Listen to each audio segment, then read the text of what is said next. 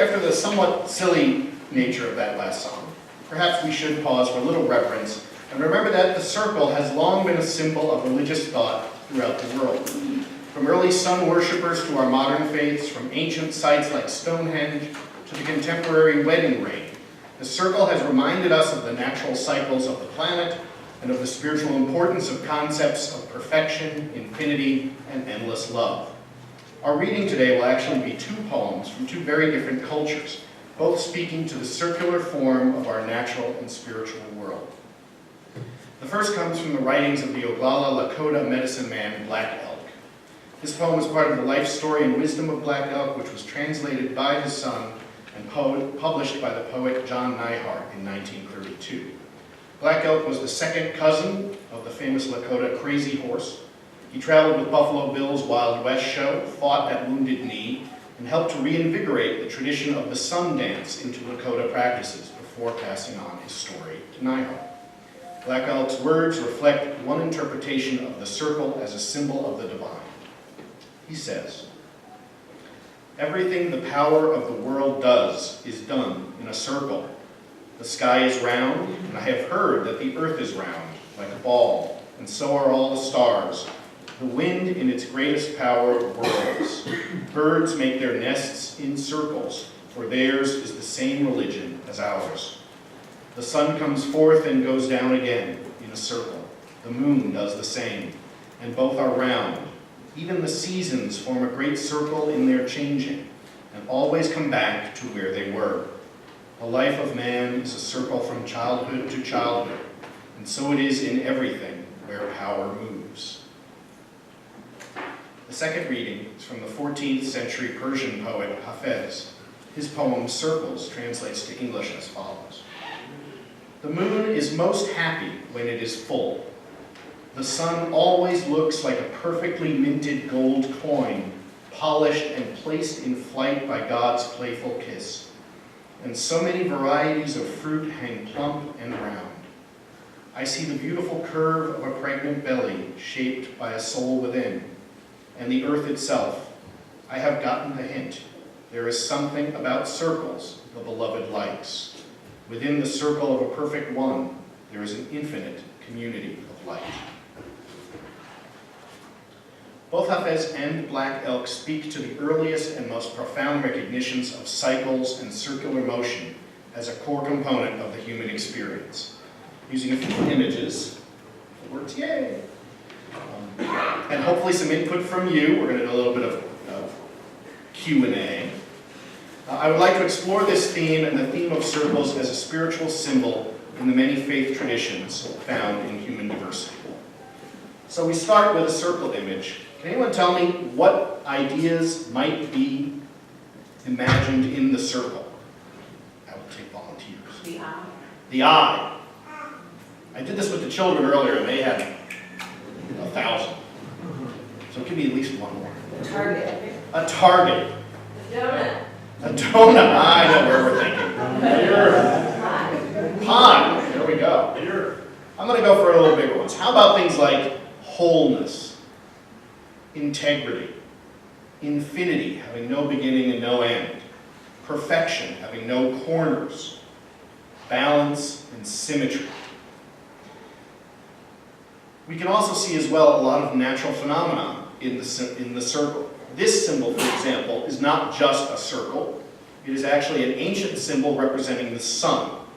This one was found originally, the earliest we know of is in ancient Egypt, but it is found throughout many cultures using this symbol to represent not only the sun and its aura, but also possibly the idea of rotation, the idea of the sun moving through the sky, or later on we would say the earth moving around the sun. This is still used as the symbol of the sun today in astronomy. Here's another example of that same basic concept, a sun medallion commonly worn during ancient Greece. They would wear this as a symbol of power, or a symbol of their spiritual life. This too was originally a sun symbol, although some of you may recognize it as something else now. It's called the sun cross. It's found in many cultures, from Scandinavia to Germany to the Celtic peoples.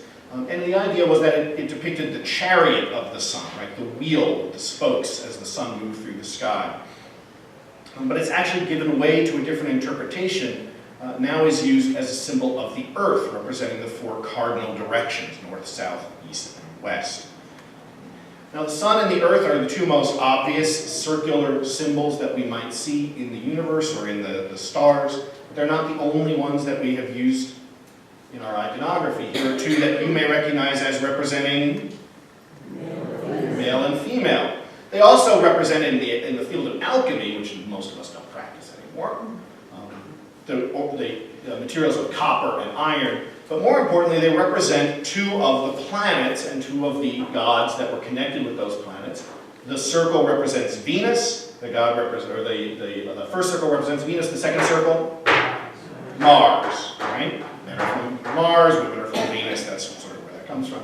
And in some versions of this, we say that we see the mirror of Venus, the goddess, right, of beauty in one side, and we see the spear and shield of Mars, the god of war, in the other. It's simple. But just to prove to you that this is not purely a European phenomenon, I did want to show you a couple of other sun-related images. Does anyone know where they've seen this one before? Yeah. Anywhere else?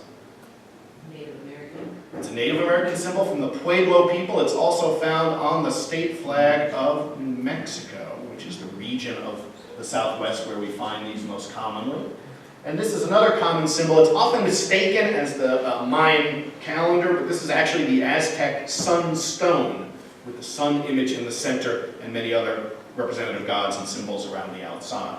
So it is a very common representation of the natural world to have sun symbols and earth symbols represented as circles. Is anyone familiar with this symbol?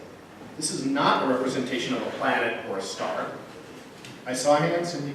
I remember seeing it in a book somewhere. Okay. This is the serpent devouring its own tail. Now, in Norse mythology, this is known as the Jormungandr, or the serpent of the earth. The idea being that the serpent wraps its body around the entire planet. But it's often used in other traditions as well, going as far back as ancient Egypt, as a representation of a cycle of life. Right? That we come to the beginning, we move through life, and come back to the end, and then start again at the beginning, this sort of circular serpent image. Another image that may be known to some of you, this is the most commonly known as the Buddhist Wheel, but it is a symbol that comes out of India that is used commonly in Hinduism, Jainism, and in Buddhism. In Buddhism, it's known as the wheel, but it's also known as the Dharma chakra.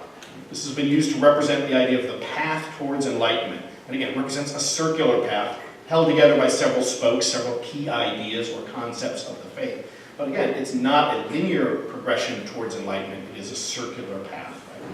We are born and reborn as we move through the cycles. One more symbol I wanted to show you. This is called a Triskelion. Does anyone know what culture we often associate this with? It's very appropriate for this weekend. Celtic. We associate this one as a Celtic symbol. There are various versions of something like this. There are versions of this symbol. It's actually believed to be pre-Celtic. There are versions found throughout Europe and into the Mediterranean. There are actually some symbols of this in Sicily where it's connected with a cult to Medusa, right? Because the symbols of the movement there represent also her hair. But it's most commonly used as a symbol of motion and movement. And that can be physical motion and movement like the wind, or it can be spiritual motion and movement. So the circle can be used to symbolize visual indicators of our place in the universe, like the sun, the earth, or different planets. It can symbolize cyclical seasons and life cycles. It can symbolize motion and movement. It can also symbolize balance and the interaction of different pieces into a single whole. I think most of you will recognize this version of that concept, right? The idea of balance and integration of different components into a single whole. Duality is often referenced here. But another symbol that uses that same sort of concept of balance is this symbol known as the pentagram or pentacle. And we have, in a modern society, we have a very different image of this than the way it was originally viewed. It was, in the earliest cultures, viewed as a symbol of health, but also a representation of perfection in that it has a complex series of mathematical angles that comprise the outer circle and the inner star that represent sort of a complexity to the universe and this idea that the universe is a perfected place. It later became a symbol of the 5 wounds of Christ, starting from the head down to the feet during the crucifixion, And only in the most recent centuries, last few centuries, have we seen this turned into a symbol that's often associated with the satanic. And now, actually, in the 20th and 21st century, it has been sort of reimagined again, or re-accepted as a symbol of some of the neo-pagan faiths, including Wicca. Does anyone recognize this symbol? Another one from India, South Asia, the lotus flower. Again, there are two versions of the lotus flower. You often see it from the side. The circular version here is often used to represent, again, that sort of idea of connected elements together. So we have the sun as the central component, and then the petals on the outside represent the motions of the moon through the sky. And this is, again, the concept of harmony and balance in the universe. When we look around the world, we cannot help but find circles represented again and again in different ways to represent spiritual beliefs. So we may see something like a connection with nature, between animal and man, as we see in northwest United States and Canada. Or we may see a version of the tree, the Celtic tree of life, in which the roots connect with the branches to create a circular shape. Or we may see it represented in a lot of the different labyrinth patterns that are used for meditation. Again, this idea of circular motion. Or we may see a much simpler symbol. This one's a symbol representing power. It is not Target Superstores. I know it looks a little like that. This is called an Adinkra. It is a symbol of the Arusha people of West Africa. There's one of a series of symbols that they represent in their cloths and in their artwork. And this one is considered one of the more powerful symbols, again, because of the idea of unity and balance and harmony. We also find circular patterns in many religious buildings in the architecture because of the common presence of domes in many different faith traditions. And so we may see a dome pattern in a mosque, such as this one. A second mosque here, again, representing the simplicity and complexity at the same time, harmony of elements, balance, mathematical precision, all of those features together. This is not simply one faith tradition. We see this in a lot of the, particularly Western buildings that have domes. So here, for example, is the dome of a synagogue in Hungary that has a similar pattern. And you will see this in domes in Christian churches and cathedrals as well, and in the representation of different biblical stories in circular format or different symbols, in rose windows. If anyone who's traveled Europe has seen a lot of cathedrals, you will see rose windows are a very common feature. Again, we get the idea of this simple form of the circle made complex with the balanced introduction of various smaller components. This is a very common thing that we could point to. And I'm not going to leave the humanists out. In science, too, we have common symbols that are used to represent our natural world through circles. This is one of the probably most famous. Does anyone know what this is a representation of? Solar system. The solar system. This is Copernicus's image of the solar system, one of the earliest forms we have that depicts the solar system. A modern one would have to add a few more rings. We could debate about Pluto, right? And we would probably change the perfect circles into ellipses to represent the slight variation in shape. But this is a central model. The universe, or the solar system, the known universe at the time, moving in circular patterns. This, too, on a much smaller scale, is the idea of moving in circular patterns, right? We depict the cloud of the electron moving around the proton at the nucleus of an atom as a series of circles. Right? It isn't really a series of circles. It's essentially a cloud of probability of where the electron might be. But we depict it using multiple circles. Right? So even in the sciences, we see this dependence on circular motion as a recurring motif. Okay, one last symbol for you. Let me see if you can recognize this one. It's not the current symbol for the UUA. They have changed it. I don't like the new one as much because I like the circles in this one. We have two circles. What do the two circles represent? Unitarians and Universalists. They're overlapping. It's a mini Venn diagram. Right? We have a lot in common. We have a little bit of difference, so we can be together. We put the chalice in the middle. There was actually an older version of this that had the two circles with the offset chalice, which I liked as well, because it reminded us that we're a little off.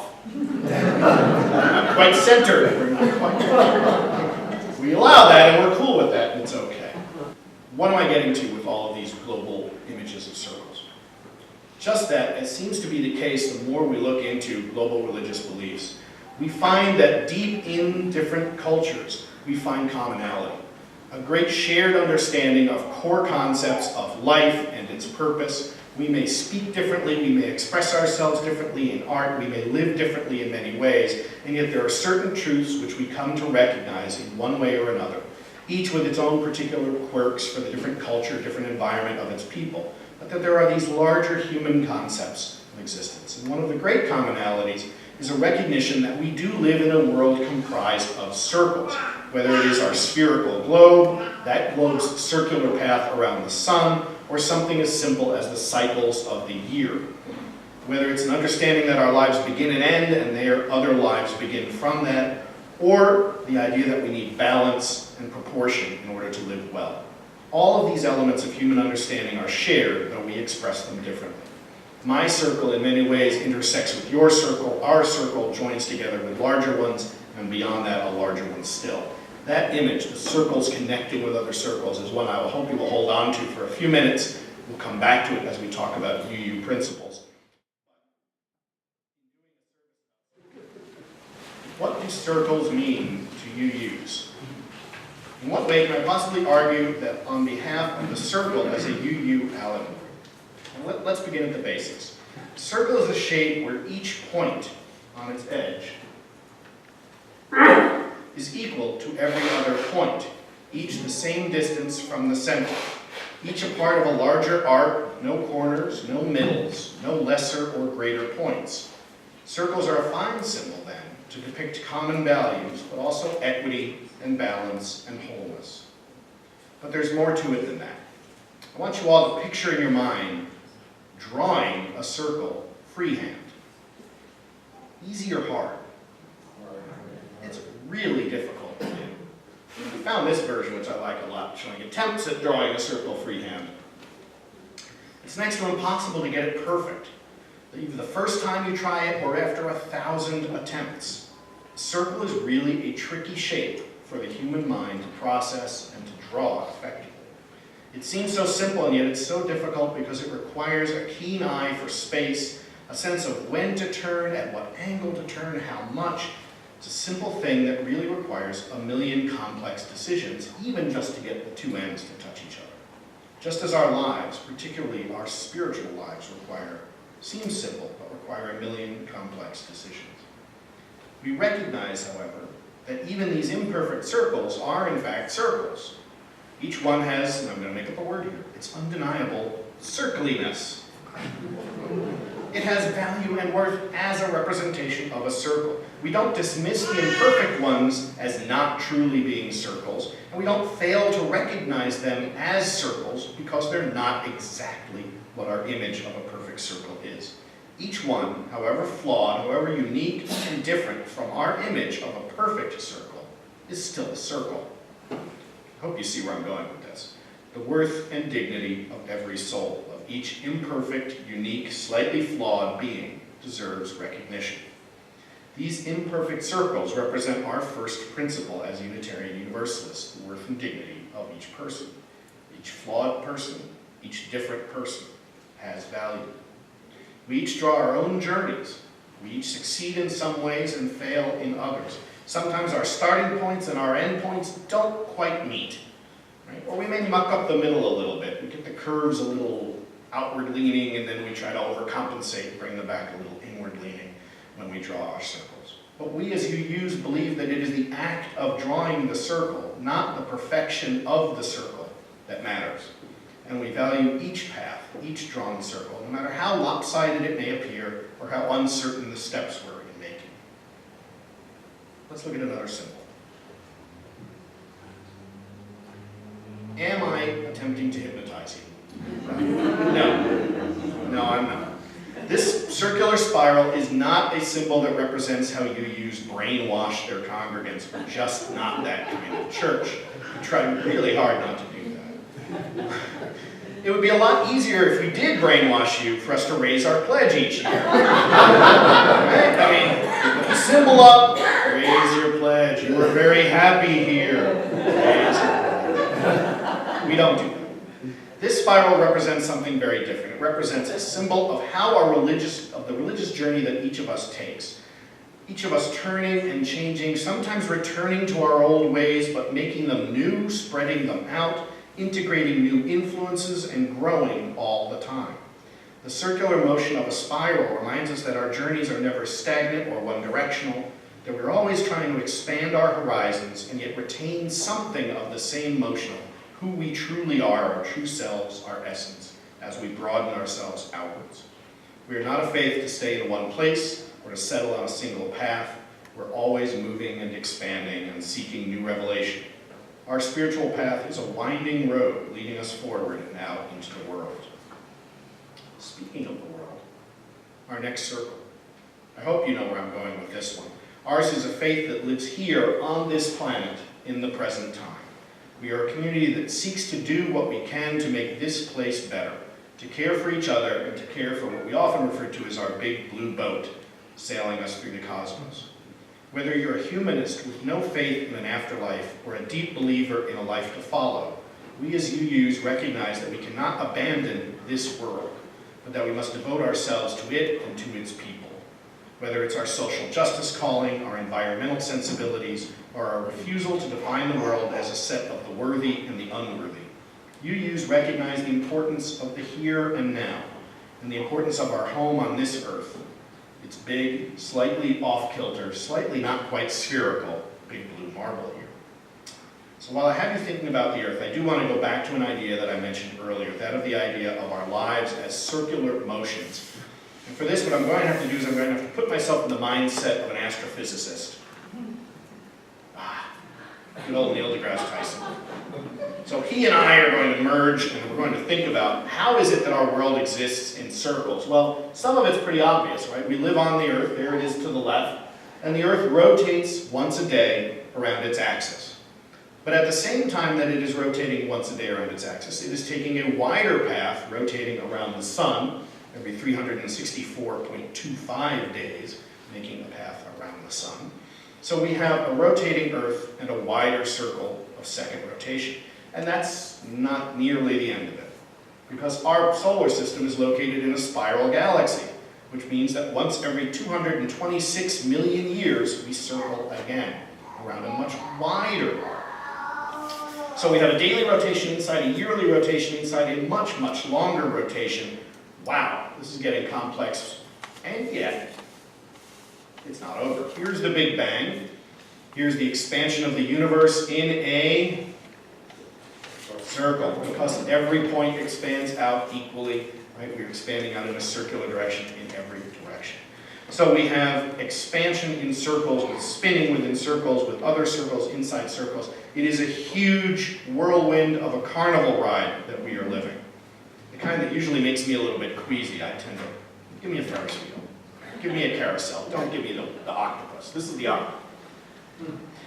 So how do we react to living that life? Well, we can be intrigued, like this woman here, right? We can fill our minds with the awe of the mathematical precision and improbability of our universe.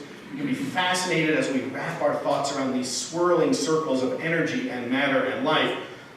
Or we could be this woman, feeling a little bit of pain. It's overwhelming. It's too much for our head. A lot of math, a very big scale, hard to imagine. Not the kind of carnival ride that is good for everybody. Either one of these are great. But one of the things that I would say is that Neil deGrasse Tyson would tell us, one of the great things about science is that it's true whether you want to believe it or not. Whether your mind wraps itself around the ideas joyfully or with great pain, it's still happening. And yet, even Neil deGrasse Tyson would probably tell us to hold up 1 minute. What are we doing here? Let's stop this ride and think about this. Why all the circular motion? Why am I talking about this? While we acknowledge that physically we are on a daily, yearly, 226 million and much bigger circular motion, the more important thing, I think, for us is to recognize that spiritually and in our lives, we also live within circles. And so I'm going to take us on a different circular trip here. Here is each one of us. That's you. You're a little blue dot. You can be any color dot you want. For this one. Your life is yourself, but it's also that close circle of intimate friends and family who you rely on a daily basis, and a wider circle of people who you connect with on a regular basis, and a wider circle of people you interact with in ways that you recognize and don't recognize, and then a wider circle, and a wider circle, and a wider circle. This is our interaction with each other in many ways.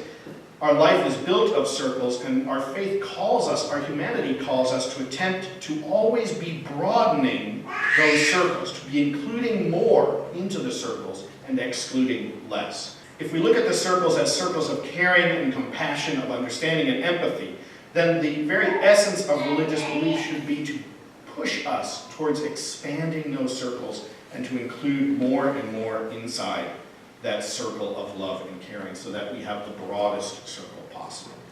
And I'm going to go back to one more image. I think this is my final image for the day, which is, here you are again. Venn diagrams. Yay.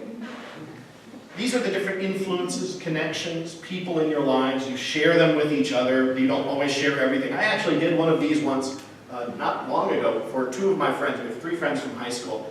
And we were trying to figure out what do we have in common, what is unique to each one of us that the other 2 don't really care about, what do we all 3 care about? And it was relatively easy. Matt, you love karaoke. The 2 of us really wish you didn't make us go to karaoke. I love comic books. The 2 of you couldn't care less about the new Batman Superman. I don't understand why. One of the 3 of us is allergic to sports. So we created a Venn diagram. This is every sort of relationship that you have, but it's not really this simple because this is sort of one vision of the circle, right? The circle of people or ideas, or concepts, or beliefs. But as we join in larger communities like this congregation, we complicate it. We add more circles, different attitudes, different perspectives, and we're constantly growing that interconnected circle of beliefs and values and people. And I think that's as complex as it goes in this picture. The idea being that we create an interconnected web of all existence, which can be a web of belief, a web of thought, a web of action, a web of connections with each other. We expand our lives with each other in community, until what we end up with at the end is a life that looks sort of like this, right? Lots of interwoven connections, lots of expanded outgoing ideas, lots of colors, hopefully. I think a little bit more color. We end up with lives that are linked to each other, and yet each one unique, each one different. Some of you may recall that a few years back I did a service where I tried to make the case that UU faith was a cubist faith, a Picasso painting of belief, with lots of different perspectives joined together. I'm modifying that slightly today to say, yes, it is a cubist belief, but maybe even better than that, it's a spirograph. It's that toy you had when you were a kid, and I hope many of you had this. It was a great toy, where you had a circle and a bunch of different shapes with holes in them, and you would put different colored pens in, and as they rotated around the circle, you would get these designs. And every piece that you put into there was a different shape and would create a different design. And you could choose as many colors as you want, you could make it as dense with ink as you want, or as simple as you wanted, and each got to design our own spirograph. Just like that toy, each of us in a religious community is sharing common tools, common principles, influences, and expressions, but we're each bringing our own colors, our own concepts of how we want to build that design, build that image. Circles upon circles, reflecting our nature, our natural world, ourselves, our vision of who we want to be and what we are, but most importantly, I think, our connection to each other and what we share with each other that form these circles here. This is our connection to our universe and to our faith.